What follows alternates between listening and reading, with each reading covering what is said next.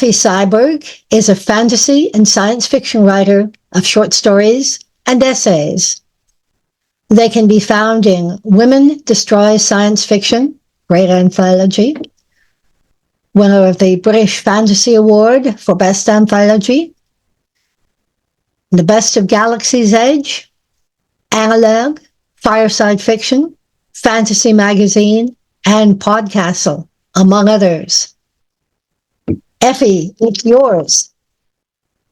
Thank you. I wanted to give a tiny bit of context for Women Destroy Science Fiction before I launch into this reading. So in 2013, some prominent older men in the science fiction, fantasy, and horror communities were going on about how women were destroying science fiction.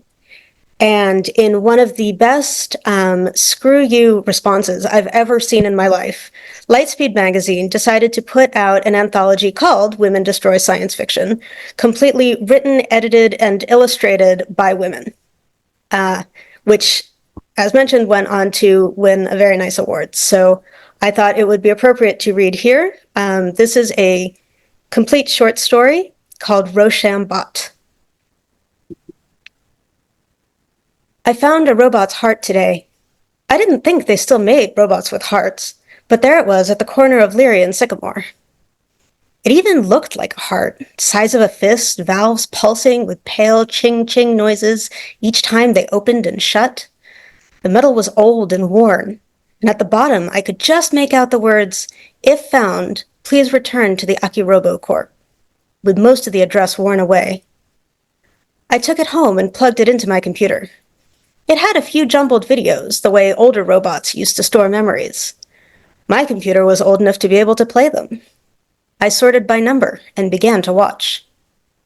The first video was in a warehouse. Lines upon lines of identical, still robots, presumably the same old-fashioned model as the one whose heart I'd found. The field of vision jerked to the left and found another robot looking straight at it. The other robot smiled and glanced downwards, and the camera followed it and, looking down, saw the other robot's hand clenched in a fist.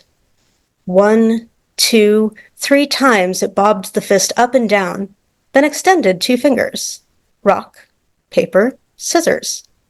The camera then captured its own robot hand reaching forward to join the game. Scissors beat paper. Paper beat rock. Scissors tied with scissors. A wider robot smile. None of the other robots moved. I clicked to the second video, which was in the same warehouse. An operator in white QA tested each robot. They all stayed very still. The robot to the left flashed a silly face, and the camera jiggled in suppressed laughter. The operator approached, and the camera snapped forward, and was still. The next video was in the same factory on a moving conveyor belt. The robot to the left was about to get tied into its foam-cushioned packaging. It already had the manual for personality-free chorebot nestled in its arms. It looked up and said to the operator, "Shouldn't you buy me dinner before you tie me up?" The startled operator hit the alarm. Red flashing lights flooded the factory floor, and a mechanical voice said, "Alert, alert, faulty chorebot, remove for destruction." As the robot to the left was removed by white-coated operators, the camera swiveled forward and was still again. The fourth video was in an ordinary living room. Children played in the carpet as a middle-aged man unpackaged the robot and a middle-aged woman watched. "This should be the perfect model for us," said the man. "Does exactly what it's told, none of that personality module nonsense. It can start by keeping the deer away from the tomato patch. Go on now, go outside." The camera swung from the door to the children, who were playing rock, paper, scissors, then back to the door and headed out. I hoped I wouldn't see the man disassembling the robot in a later video. But the next several videos were in an outdoor garden in different seasons. The camera patrolled around the tomatoes. Sometimes they hung heavy and ripe from climbing vines, and other times they would barely be hard green buds. Every so often, the camera would go back to the house and look through the back door like it was waiting for a glimpse of the playing kids. Sometimes the man would shoo it away.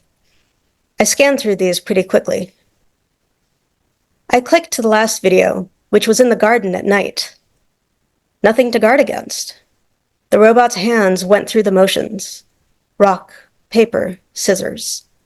Rock, paper, scissors. Over and over, until finally the camera looked down and the hands unscrewed the robot's breastplate and reached in. And the video went blank. I unplugged the heart from my computer and took it to the workbench in my garage. I found the spare chassis on the top shelf, covered in dust. I cleaned it off with my shirt sleeve and brought it over. I knew I would find a use for the chassis one day, and the heart looked like it would fit inside perfectly. My daughter always loved rock, paper, scissors.